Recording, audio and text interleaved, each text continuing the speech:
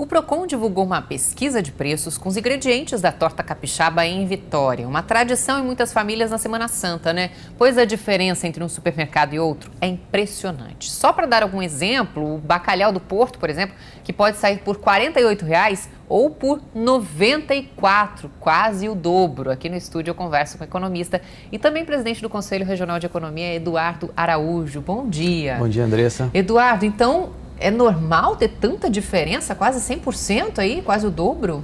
Isso demonstra que o cuidado do consumidor entre procurar um estabelecimento e outro pode fazer diferença. E essa pesquisa do Procon é uma pesquisa interessante, né, que além de mostrar que o preço do bacalhau está ficando mais salgado no bolso do consumidor... A torta nunca teve tão salgada assim. Exatamente. A gente observou que houve uma elevação de 30% nesses ingredientes que compõem essa cesta de produtos para fazer a torta, em comparação com a inflação que só subiu 10% nesse período.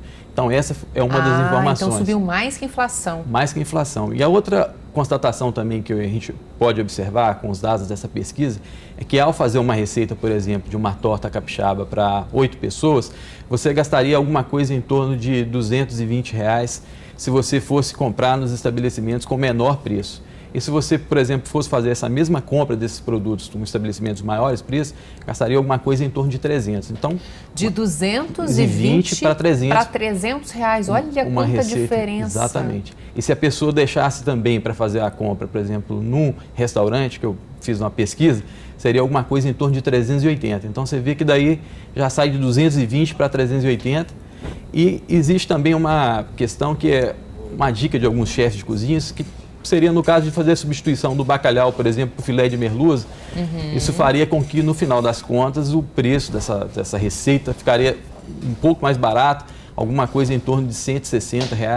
Então, isso demonstra que, se o consumidor usar a criatividade, ele pode, ainda assim, conseguir fazer aí uma... Ninguém vai reclamar, né? Exatamente. Nem num ano como esse, de crise, de substituir o bacalhau. Os convidados não vão reclamar, não, né? Exatamente. Então, a pesquisa importante mostra que, se o consumidor puder usar essa questão de fazer a pesquisa dos preços e ainda combinar isso com um pouco de criatividade, ele vai conseguir fazer caber no orçamento. E dá para pesquisar o preço, inclusive, no site do Procon de Vitória, né? Exatamente. Tá certo, então. Muito obrigada pela entrevista. As dicas foram rápidas hoje, mas muito obrigada. Tá. Seja sempre bem-vindo ao Fala Amanhã.